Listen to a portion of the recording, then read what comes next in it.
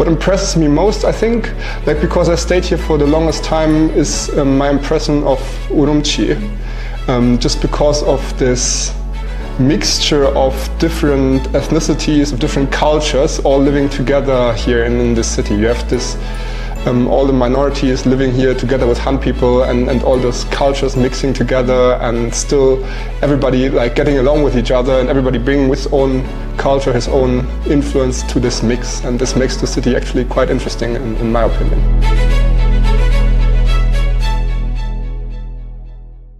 Hello everyone, welcome to Xinjiang. This year marks the 10th anniversary of the Belt and Road Initiative. And over the past decade, the BRI has evolved from ideas into actions, from a vision into reality, and from a general framework into concrete projects. In this edition of Xinjiang, we invited a guest from Germany who studies the global significance of the BRI. Now let's invite him to share what he has experienced in Xinjiang and his insightful opinions on the impacts of the BRI. Welcome to Xinjiang. So, it is your first time in Xinjiang? Thank you so much for the invitation. Yes, this is my first time in Xinjiang. I've been in China a lot of times before, but never in Xinjiang, and I'm very happy to have this opportunity to come here and see Xinjiang with my own eyes and experience this beautiful place. Which places have you visited in this trip? In this trip, yes. We've been in Urumqi for most of the time, in Kashi, yes. And we are going to Turpan yes. Tomorrow. And we've also been to the Tianshan, yes. So that was also a very nice experience. So how long have you been learning Chinese? Chinese, I started 10 years ago, so yeah, quite a while. That's quite a long time. Yes. Why did you become interested in China at the first place? My best friend at that time, his father was working for Volkswagen, and they were developing a new plant here, a factory here in China, and he was looking at the country and saying to us young boys, at that time we were both 18, this place is very interesting, you have to go over, look at it with your own eyes, see China and see what happens there, because development here is so fast. So after my graduation from high school, I decided to come here to China to travel. And I've been to Beijing, Xi'an, Chengdu, Kunming, Lijiang, Dali, some places around China at that time, but I wasn't able to speak Chinese. Yes. So it was a great experience, but it would have been even better if I were able to speak Chinese. So that's why I decided to study Chinese after this trip. I heard that you all came here with your papers, and I wonder what your paper is about. My research in Germany, I'm doing my PhD at a German university, is actually about Chinese history of thought. So I'm mostly focusing on intellectuals at the turn between the 19th and 20th century, so the late Qing dynasty, early Republican era. Why do you choose this topic? In discussion with my tutor, with my supervisor for my PhD thesis, he is very interested in this time, so I choose to delve into this topic with him together. And actually it's quite interesting.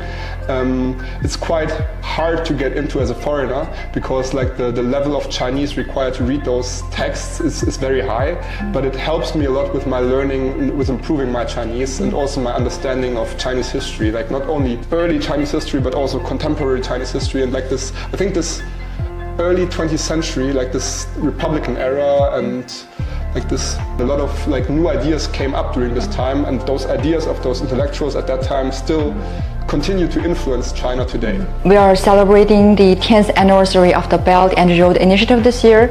So in your view, what changes had the BRI brought to the world?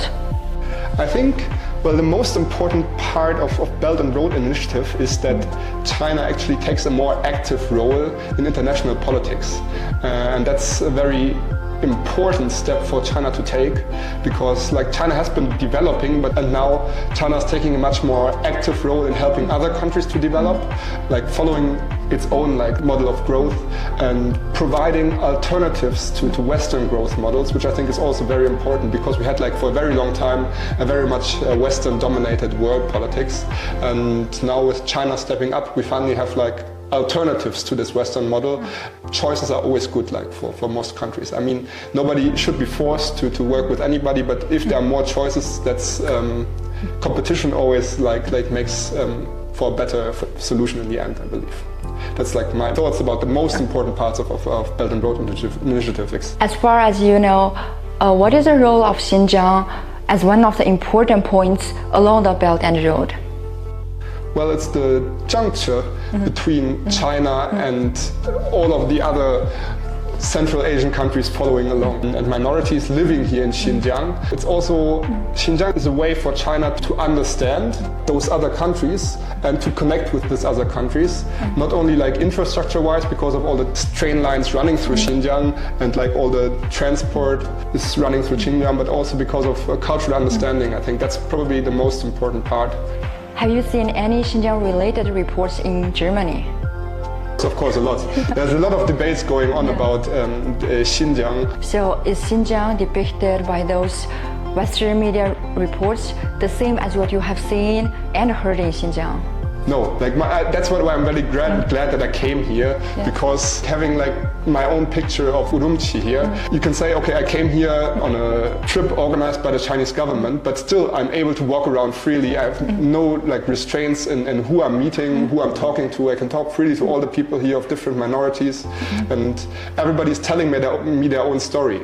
And I think, well, what China has achieved here is a great achievement, this level of safety and of like wealth of the population that we see here, at least in Urumqi and Kashi, like the cities that I've been to, is really astonishing. I think living here in Urumqi now just feels like living in any other Chinese second or third tier city, except that you have like this influences of other minorities here living together. So I think that's a great achievement, and also the achievements in the propagation of Putonghua, of Mandarin among all those minorities, especially among young people, is actually a good thing. I think that everybody is able to, like, I don't feel like that anybody is forced to speak Putonghua with their friends. They're still speaking in their own languages, but they're able to speak Putonghua, and that enables them to participate in economic activities and also in higher education. And I think that is very important, this education that we have that here in Xinjiang, and there has been a lot of advancements in this regards during the past 10 years. And I wonder how you will introduce Xinjiang to your friends and relatives when you go back.